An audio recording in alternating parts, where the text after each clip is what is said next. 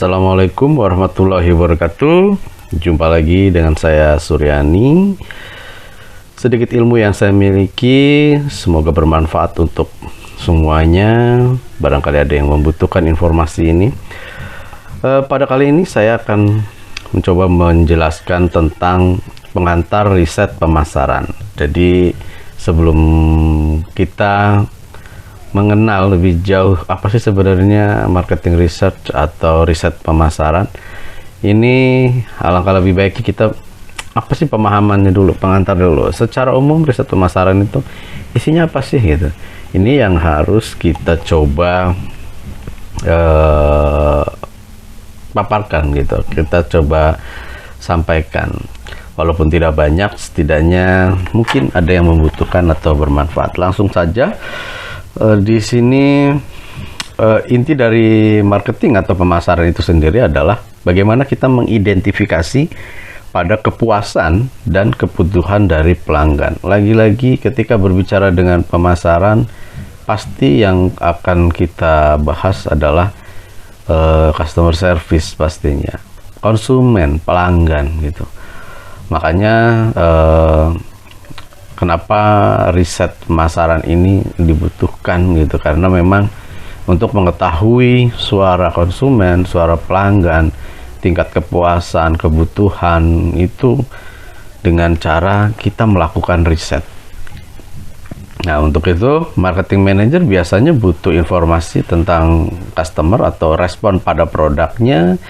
Kemudian kita juga butuh informasi tentang kompetitor, ya, efek pada marketing toolsnya, alat-alatnya, kemudian kekuatan-kekuatan yang lain. Jadi untuk mengetahui respon konsumen, kemudian kompetitor atau pesaing, ya dengan cara apa lagi gitu kan, selain dengan cara kita melakukan riset. Nah, khusus ini pemasaran, hampir semua bidang usaha butuh ini, karena memang ketika orientasinya adalah konsumen, maka cara menggalinya adalah dengan melakukan riset.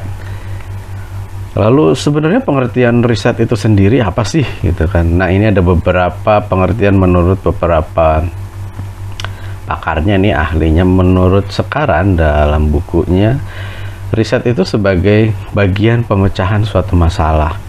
Riset adalah proses menemukan solusi terhadap suatu masalah setelah melakukan suatu studi dan analisis faktor-faktor situasi. Jadi ketika kita ingin memecahkan permasalahan, maka yang harus dilakukan menurut Sekarang adalah dengan cara riset. Kemudian menurut Muhammad Nazir, ini riset ini adalah sebuah pencarian pengetahuan dan pemberi artian terus-menerus terhadap sesuatu. Jadi mencari lagi, ya, intinya gitu. Kemudian ada menurut Hadari Nawawi, riset merupakan usaha menemukan kebenaran yang objektif, di mana prosedur dan proses berpikirnya dilakukan secara sistematis, teratur, dan tertib. Ya, ciri dari riset adalah sistematis, teratur, dan tertib. Itu menurut para ahli riset, riset sendiri. Ada riset dasar dan riset terapan. Apa sih sebenarnya riset dasar? Ini umumnya dilakukan oleh para ilmuwan, biasanya untuk memperbaharui atau mengembangkan ilmu-ilmu pengetahuan yang terdahulu gitu ya, tanpa mengutamakan manfaat praktis ilmu yang dikembangkan itu. Jadi pengetahuan yang dulu udah ada, kemudian dilakukanlah riset untuk mengembangkan biasanya, atau updatean gitu ya, revisian itu untuk ilmu pengetahuan. Kemudian kalau riset terapan itu apply research adalah penelitian yang hasilnya diharapkan dipakai sebagai bahan pertimbangan untuk menyelesaikan suatu masalah. Ini perbedaannya, diterapkan ya. Kalau yang riset dasar itu ya hanya sebatas pengetahuan gitu ya. Kemudian kalau terapan itu kita bisa terapkan membantu orang lain ketika ketemu masalah yang sama gitu, lalu kita selesaikan dengan hasil penelitian yang sudah kita lakukan. Itu riset terapan, diterapkan. Jenis-jenis riset berdasarkan bidangnya, ini ada riset bidang eksakta. Eksakta itu ada biologi, kimia, astronomi, dan lain-lain. Dikenal juga ini dengan keteraturan dan kepastiannya. Maka tidak dikenal tuh konsep asumsi ya. Kalau di bidang eksakta tidak ada yang namanya asumsi ya. Semuanya pasti ya, karena ada hitung-hitungan. Kemudian riset bidang sosial, ada riset ekonomi ya. Ya, eksakta tuh kayak teknik juga ada ya. Itu ilmu-ilmu pasti. Kalau yang bidang sosial itu ada riset ekonomi, riset perubahan sosial, budaya, bisnis, politik, sosial humaniora lah. Terkenal dengan ketidakteraturannya, data yang tidak eksak dan fenomena yang tidak bisa dikontrol. Eksak itu yang sifatnya hitung-hitungan ya. Jadi bisa pakai asumsi. Lalu apa sih sebenarnya riset pemasaran dulu? Riset sendiri tadi sudah dijelaskan bahwa beberapa ahli mengatakan riset sebuah pencarian, sebuah pemecah masalah, alat bantunya adalah dengan riset. Kemudian ketika digabungkan dengan riset pemasaran, ini adalah sebuah proses mulai dari mengidentifikasi, mengumpulkan, menganalisis, dan menyebaran informasi tentang masalah dan kesempatan pasar secara sistematis. Ya, dimana hasil yang diperoleh itu bisa dipakai sebagai bahan pertimbangan ketika kita membuat keputusan. Ya, ini orang-orang pengusaha, manajer, pengusaha, yaitu untuk mengevaluasi. Biasanya kita nggak bisa mengevaluasi secara kita tidak punya data-data pendukung ya. Nah, data-data pendukung inilah yang dinamakan bahan yang didapatnya berdasarkan hasil riset. Ya, kemudian keputusan untuk memonitor, kemudian untuk target selanjutnya, untuk mengoptimalkan performa pemasaran, itu biasanya dibutuhkan data-data atau bahan yang didapatnya itu melalui riset. Ya, riset pemasaran yang prosesnya kan luar biasa sistematis, mulai dari mengidentifikasi, mengumpulkan, menganalisis, dan menyebar informasi terkait dengan masalah dan kesempatan pasar. Ini sangat dibutuhkan bagi para pengambil keputusan, pengambil kebijakan. Makanya harus kuat ya di riset pemasaran supaya keputusan yang diambil itu tidak salah, tidak ada penyesalan. Kemudian riset pemasaran ini juga bisa memberikan informasi ya kepada organisasi untuk bisa digunakan ya untuk menciptakan ide ya, untuk aktivitas pemasaran, mengevaluasi aktivitas pemasaran, membandingkan kinerja dengan tujuannya, kinerjanya bagaimana, tujuannya bagaimana.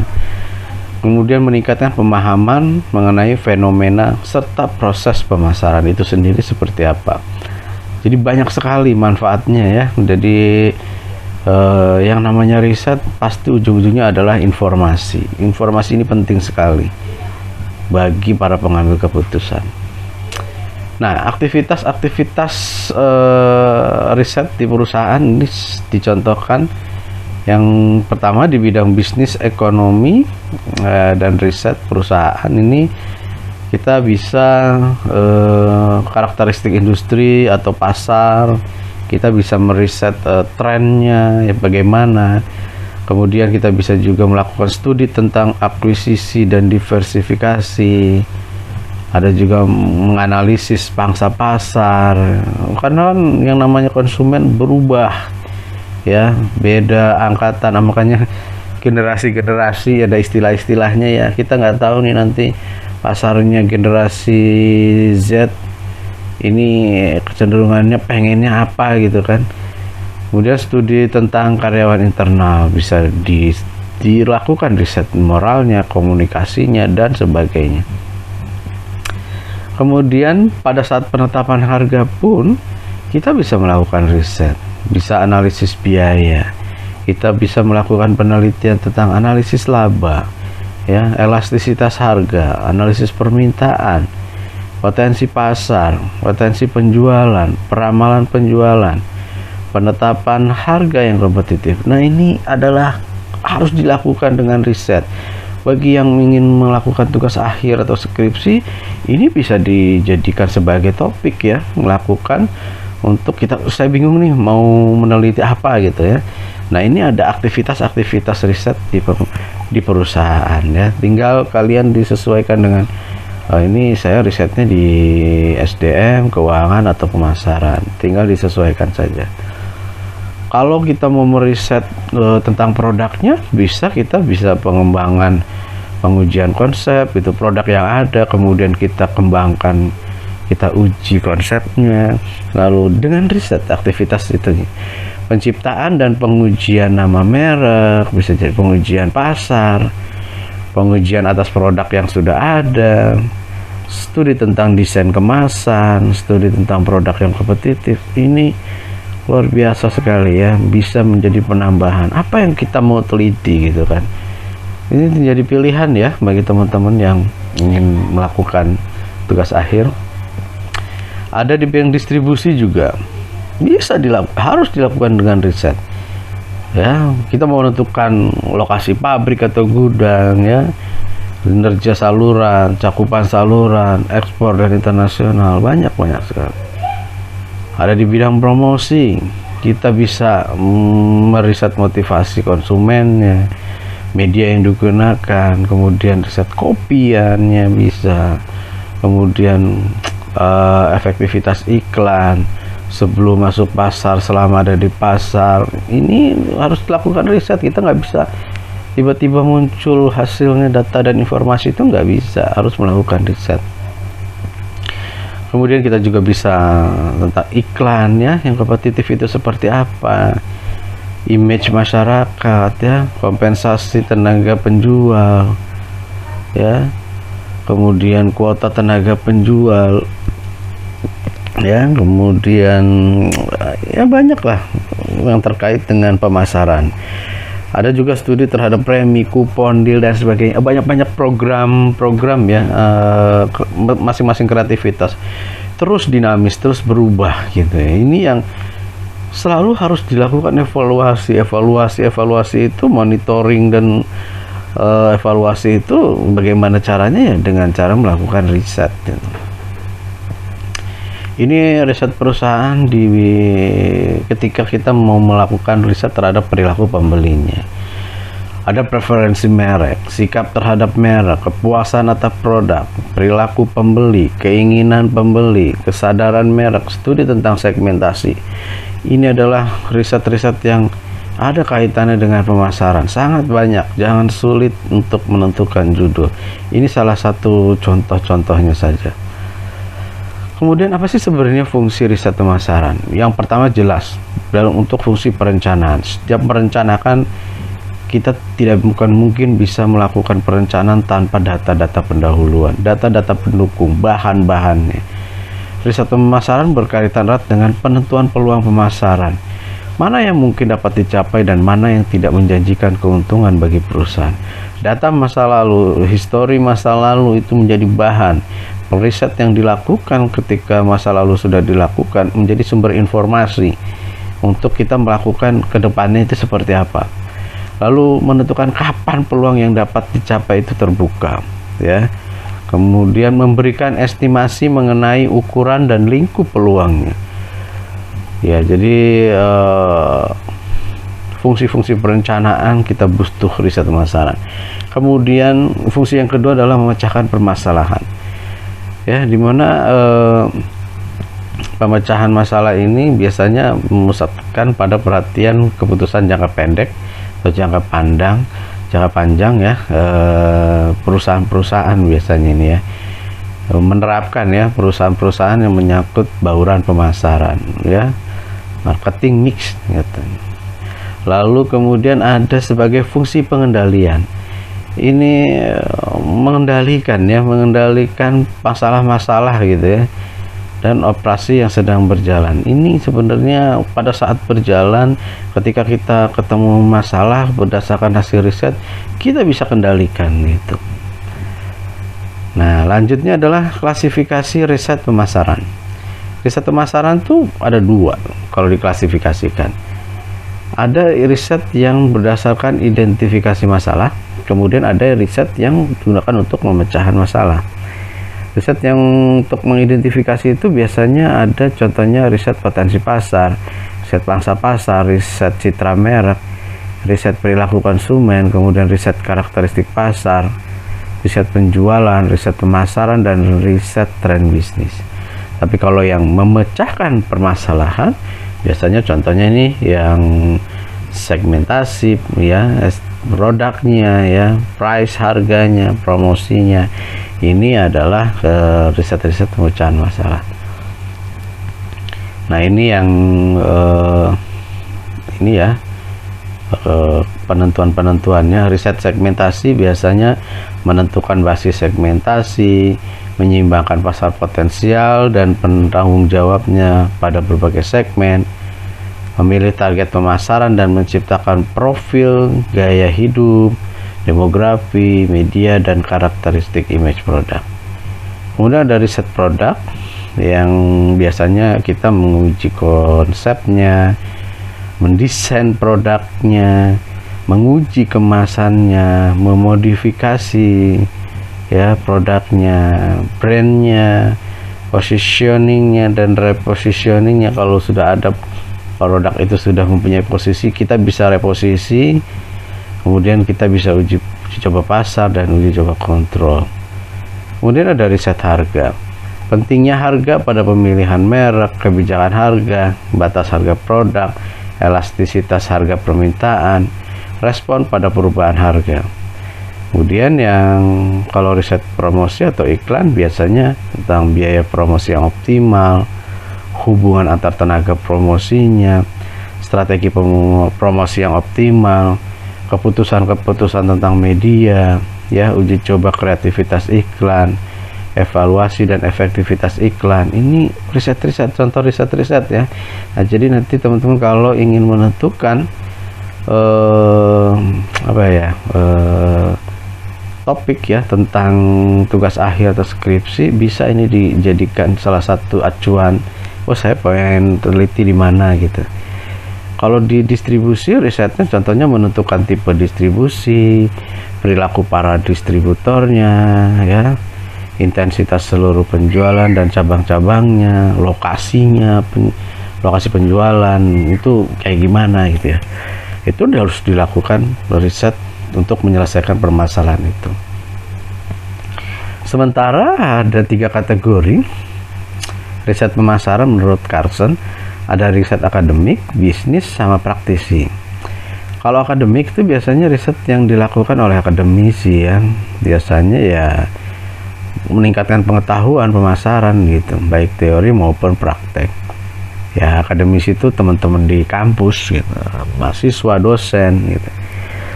Kemudian ada riset bisnis, yaitu riset yang dilakukan oleh dan untuk profesi bisnis. Ya, seperti yang dilakukan manajer bisnis atau sebuah departemen dalam organisasi. Nah, ini setiap organisasi pasti ada ya bagian risetnya ya. Kemudian tujuan riset ini untuk kepentingan bisnis pastinya. Ya, riset bisnis memiliki landasan dan kerangka ilmiah untuk menjamin reliabilitas dan validitas data yang dikumpulkan. Ada juga riset praktisi, di mana lebih tepat disebut pengumpulan informasi adalah riset yang dilakukan praktisi pemasaran. Ya, pelaku pemasarnya gitu. Baik manajer ataupun seorang staff yang secara individual. Tujuannya pasti lebih spesifik, misalkan memecahkan masalah yang sedang atau segera terjadi. Ya, contoh para staff gitu, ketika dia sebagai seorang sales gitu, ada permasalahan, ya dia harus bisa menyelesaikannya ya, tanpa disadari sudah melakukan riset ya. Nah, lalu riset yang baik itu syaratnya apa gitu ya? Yang pertama, tujuan riset itu dinyatakan dengan jelas. Proses riset dipaparkan secara terperinci. Desain riset direncanakan secara terperinci. Kemudian memenuhi standar etika, keterbatasan riset dinyatakan terus terang, Kedalaman dan metode analisis dilakukan sesuai kebutuhan. Temuan dikemukakan secara pasti, tidak ragu-ragu. Kesimpulan disesuaikan dengan analisis. Pengalaman penelitian itu terjamin. Wah, ini riset yang baik ya. Jadi banyak sekali sebenarnya. Nah, ini proses-proses riset. Ini pengantar dulu ya, supaya ada gambaran nanti riset pemasaran tuh ngapain aja. Langkah yang pertama, kita harus mendefinisikan masalahnya dulu. Kita punya masalah riset tentang pemasaran itu apa. Langkah kedua, mengembangkan pendekatan untuk masalah. Yang ketiga, merumuskan desainnya. Yang keempat, kita kumpulin datanya. Yang kelima, kita persiapan dan menganalisis data. Lalu yang keenam, menulis dan mempresentasikan hasil riset kita atau laporan kita. Lalu apakah riset pemasaran itu selalu perlu? Sebenarnya tugas riset pemasaran adalah memeriksa informasi yang dibutuhkan, kemudian menyediakan informasi yang relevan, akurat, reliable, dan valid bagi manajemen. Lalu manajemen menggunakan informasi tersebut dalam pengambilan keputusan. Ya, jadi dari kata-kata tersebut sebenarnya faktor yang diperhatikan ketika kita menilai riset itu perlu atau tidak, ya yang pertama relevansinya, ya sesuai apa enggak gitu.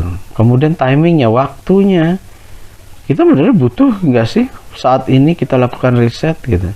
Tipenya, tipe-tipe risetnya bagaimana. Kemudian sifat informasi yang dibutuhkan. Kalau informasinya memang harus dibutuhkan dengan riset, ya kita harus riset. Kemudian ketersediaan sumber daya. Ya, kalau nggak ada sumber dayanya, kita bagaimana cara merisetnya gitu. Kebanyakan ya gitu.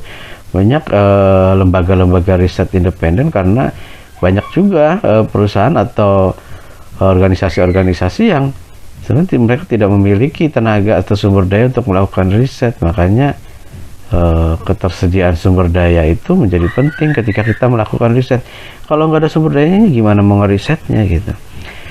Kemudian dari perlu atau tidaknya itu analisis biaya dan keuntungan. Kalau misalkan kita melakukan riset, biaya dan keuntungan itu bisa menguntungkan perusahaan atau biayanya bisa minimal, ya kenapa enggak dilakukan riset. Kemudian ada etikanya ternyata pada riset pemasaran. Dalam wawancara, responden perlu diperlakukan secara etis, tidak memaksa, tidak menanyakan yang sensitif, memberikan kebebasan, dan seterusnya. Kemudian di riset pemasaran juga etikanya harus kejujuran, harus jujur. Ya percuma kalau banyak bohong atau datanya tidak sesuai dengan faktanya, ya percuma nanti jadi informasi yang tidak valid ya, jadi bias, kasihan pengambil keputusannya. Ya keputusannya nanti nggak akan bisa terpakai kalau nggak jujur hasil data risetnya. Kemudian kepada publik, menghormati tata nilai serta menghindari publikasi hasil penelitian yang sensitif walaupun itu hasilnya benar.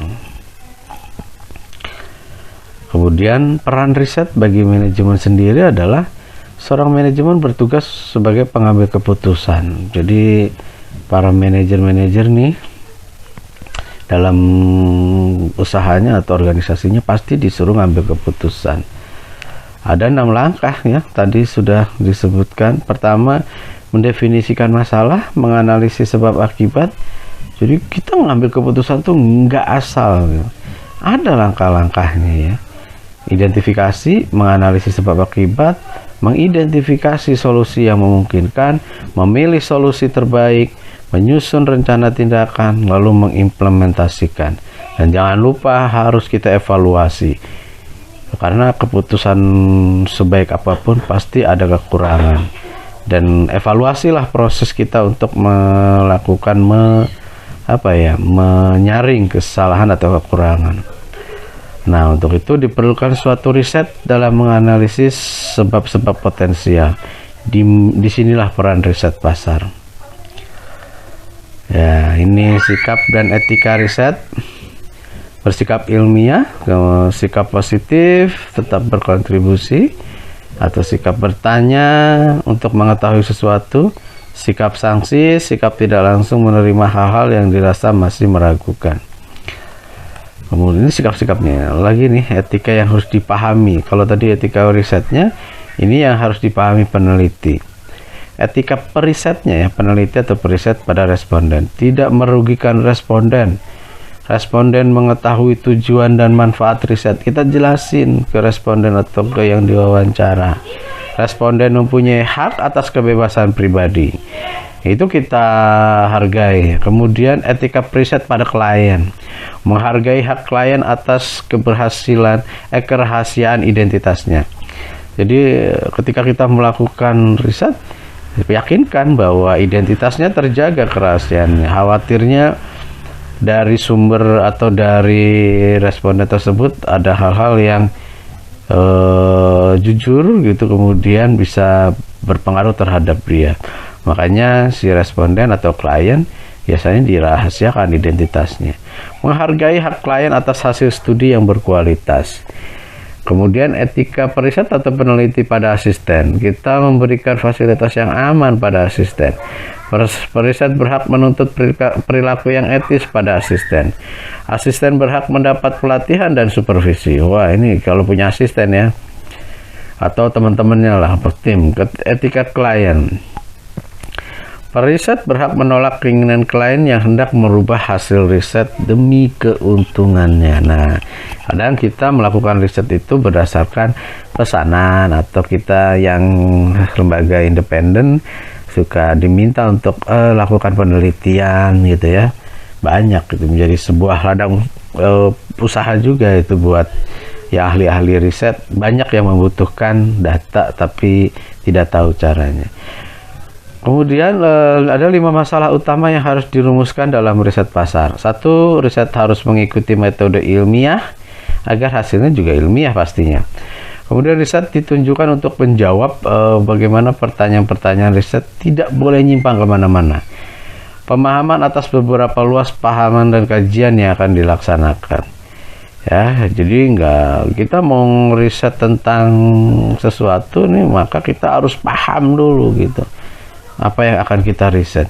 Kemudian riset harus disesuaikan dengan sumber daya yang ada gitu. Sumber daya itu makanya harus realistis ya. Jangan kita pengen yang riset yang wah gitu, tapi kita nggak punya SDM, waktunya dikit, biayanya nggak punya, teori alat yang pendukungnya juga kurang.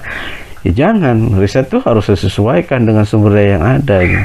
SDM yang kita punya berapa, waktu yang kita punya berapa, biaya yang kita miliki berapa gitu ya. Jadi ya mimpi boleh tapi harus realistis bahasa kasarnya. Idealis boleh tapi kita juga harus realistis, pertimbangkan ya. Kemudian riset harus mempertimbangkan resiko kegagalan dan penyimpangan yang terjadi. Betul, namanya penelitian, ada resiko kegagalan dan penyimpangan. Biasanya di riset itu ada persentase tingkat kesalahan atau penyimpangan. Kemudian lanjut lagi, metode riset bisnis nih yang umum dipakai. Ada metode studi kasus, suatu kajian yang mendalam menyeluruh atas objek tertentu, biasanya relatif kecil selama kurun waktu tertentu. Kemudian ada metode survei, ini diadakan untuk memperoleh fakta tentang gejala atas permasalahan yang timbul. Metode pengembangan ini untuk memperoleh informasi tentang pengembangan suatu objek tertentu dalam kurun waktu tertentu. Ada yang longitudinal, ada cross sectional.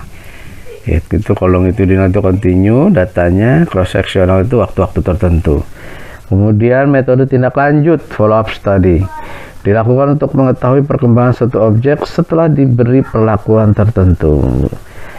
Ya, jadi ketika kita sudah memberikan strategi, ya kita harus follow up gitu kan, perkembangannya gimana. Kemudian ada metode analisis isi, konten analisis. Ini untuk menganalisis isi suatu dokumen.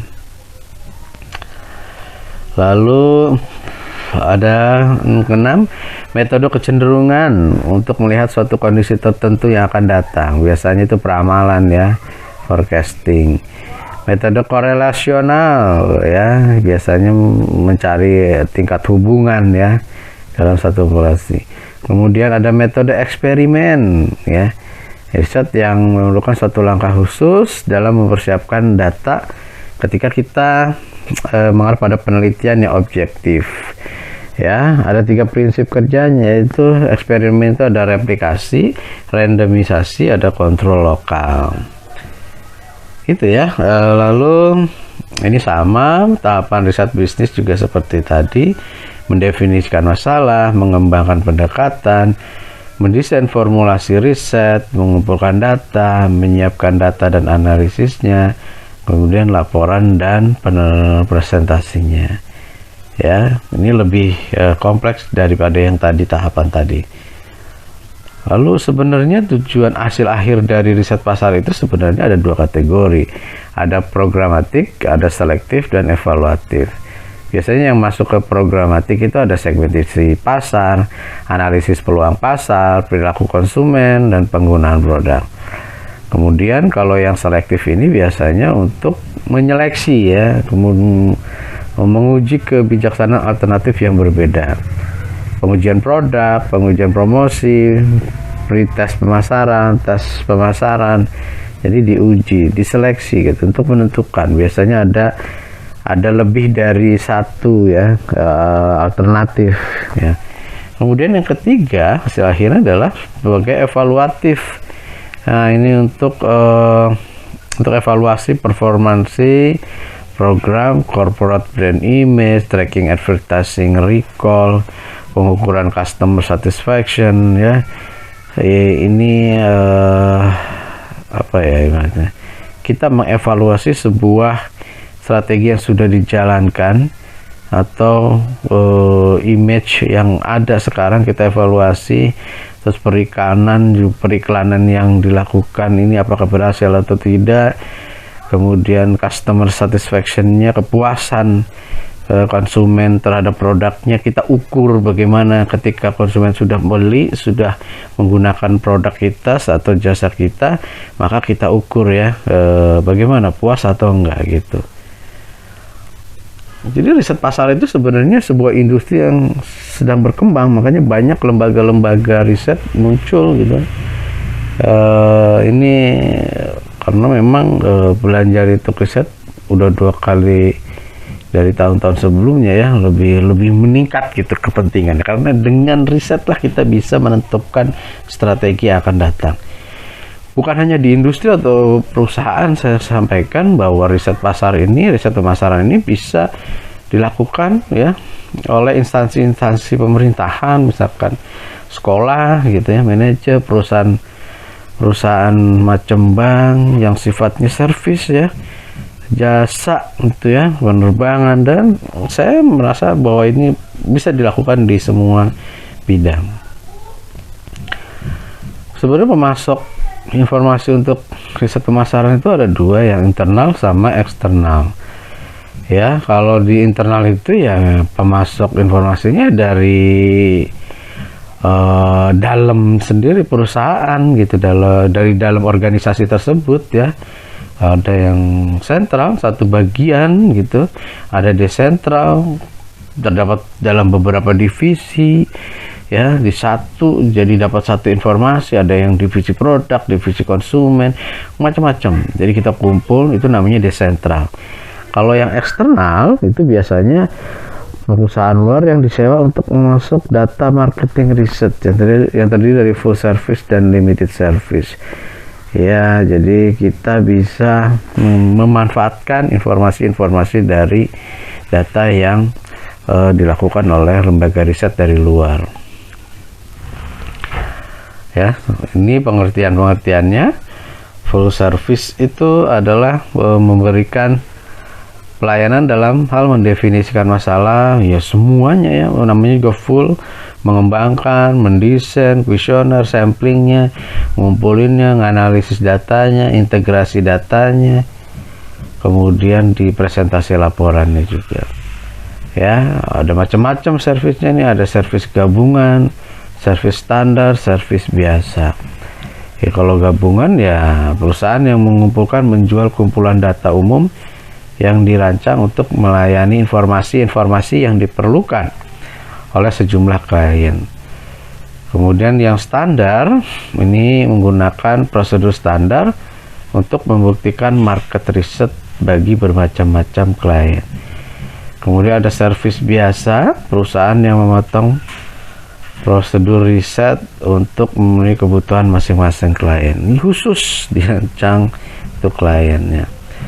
Ada limited service, ini perusahaan yang mengkhususkan pada satu atau beberapa fase dari project marketing pemasaran, riset pemasaran, yang ada yang field research, field service ya. Ini hanya bidang pengumpulan data saja. Coding dan data entry biasanya ini pelayanannya khusus untuk merubah data survei ya menjadi sebuah olah data, entry data, kemudian sehingga nanti bisa dianalisis secara statistik. Kemudian analytical service, ini perusahaan yang memandu ya dalam merancang suatu marketing riset atau riset pemasaran. Ada juga yang menganalisis data ya secara kuantitatif. Ada yang branded marketing research product. Ini perusahaan biasanya melakukan pengumpulan data secara khusus untuk menentukan tipe-tipe khusus dari masalah-masalah dalam marketing research. Oke, mungkin itu saja yang bisa saya sampaikan pada pertemuan kali ini tentang pengantar riset. Nanti lebih detail lagi di pertemuan-pertemuan selanjutnya. Terima kasih, mohon maaf saya masih belajar, masih banyak kesalahan dan kekurangan.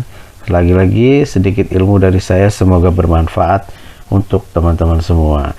Sekali lagi saya ucapkan terima kasih. Saya akhiri. Wassalamualaikum warahmatullahi wabarakatuh.